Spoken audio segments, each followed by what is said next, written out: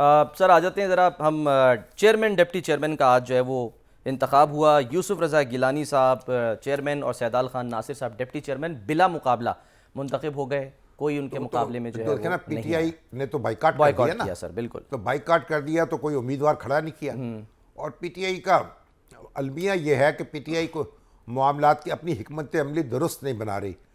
एक तरफ तो उसने वो जो ख्वातीन थी अरकान जो इलेक्शन कमीशन ने जिनको कामयाब डिक्लेयर कर दिया था वहाँ केपीके में, उनका हल्फ नहीं होने दिया और स्पीकर ने इजलास नहीं बुलाया अदालत के फैसले के बावजूद। और दूसरी तरफ उन्होंने कहा कि क्योंकि केपीके के सेनेटर्स पूरे नहीं हैं, हाँ जी, हाउस इसलिए इंतखाब मुलतवी कर दिया जाए। तो वो इतने सेनेटर्स तो नहीं थे ना कि वो उससे इंतखाब मुतासर हो जाता। 10-11 ज़्यादा 10-11 हैं वैसे। हाँ, तो वो कितने तो हो उससे अकलियत और अक्सरियत का कोई फ़र्क नहीं पड़ता था।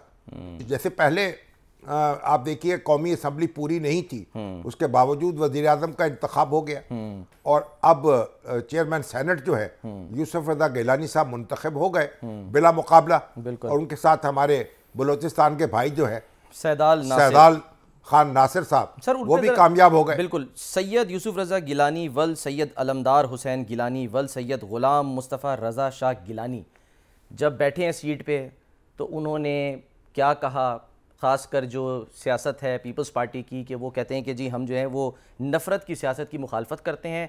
और उन्होंने जिक्र किया भुट्टो साहब से मुतालिक फ़ैसले का। तो आप दीदा हो गए, ज़रा दिखा देते हैं अपने नाज़रीन को क्या कहा उन्होंने।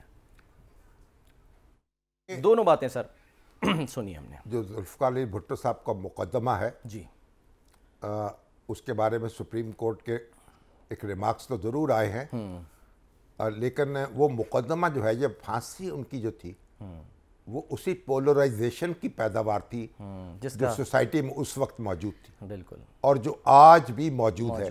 उसके किरदार बदल गए हैं लेकिन पोलराइजेशन वैसी की वैसी है। तो भुट्टो साहब का जब इख्तिदार ख़त्म हुआ, जब मार्शल लॉ लगा, तो उनके मुखालफिन ने इतना हलवा पकाया, इतना हलवा बांटा कि पूरे मुल्क में घी ख़त्म हो गया, सूजी ख़त्म हो गई, मीठा ख़त्म हो गया, इतनी खुशी मनाई। और जब वो उनको फांसी पे लटकाया गया तो उनके हक़ में उनके मुखालिफों ने एक आवाज़ बुलंद नहीं की। ये भी गौर करना चाहिए ना। और ये जो आज पोलराइजेशन है उसको कम करना चाहिए। सैयद यूसुफ गिलानी उस वक्त तो नौजवान थे, उस वक्त तो जाहिर है कि वो पीपल्स पार्टी के साथ नहीं थे। जी हाँ, बाद में आए जी। लेकिन बहरहाल बरसों से वो साबित कदमी के साथ पार्टी के साथ खड़े हैं। तो उनकी भी जिम्मेदारी है कि वो इस पोलराइजेशन को, इस महाज़ाराई को कम करने की कोशिश करें और दरवाज़ा जो है इस पर दस्तक दें। इमरान खान साहब के दरवाजे पर भी और नवाज शरीफ साहब के दरवाजे पर भी और आसिफ अली जरदारी साहब के दरवाजे पर भी। मैं तो समझता हूँ कि नवाज शरीफ साहब और इमरान खान को बिल आखिर मुलाकात करनी होगी, गौर करना होगा, अच्छा, आगे बढ़ना होगा। और ये हो सकता है और मुमकिन है, जल्द या बदेर नहीं हो सकता है बदेर हो। लेकिन आप देखें एक ज़माने में जब बेनज़ीर भुट्टो के और नवाज शरीफ साहब के दरमियान जो फासला था, मुस्लिम लीग और पीपल्स पार्टी जिस तरह एक दूसरे से उलझी हुई थी, कोई कह सकता था कि उनके दरमियान चार्टर ऑफ डेमोक्रेसी हो जाएगा, मिसाके जमहूरियत हो सकता है। कोई कह सकता था कि मोहतरमा बेनज़ीर भुट्टो जो है, जो हादसे का जब उनको गोली का निशाना बनाया गया तो सबसे पहले जो लोग वहाँ पहुँचे उनको पूछने के लिए नवाज शरीफ साहब उनमें थे। तो ये अगर ये हो सकता है मौजज़ा, तो ये भी हो सकता है। तो रियलाइज़ करना पड़ेगा, इमरान खान भी रियलाइज़ कर ले इस बात को। और नवाज शरीफ साहब तो एक बड़े लीडर हैं। अब तो देखिए वो इक़्तिदार की जो गेम है ना, बाहर उससे वो ऊपर उठ चुके हैं। अब उन्हें यानी इक़्तिदार कोई उनकी मंजिल नहीं है। तो अब तो पाकिस्तान का इस्तेहकाम उनकी मंजिल होना चाहिए और उसी रास्ते में हमें आगे बढ़ना चाहिए। ठीक, यानी गाइडेंस जो है बस उनसे जो है वो लोग लेंगे।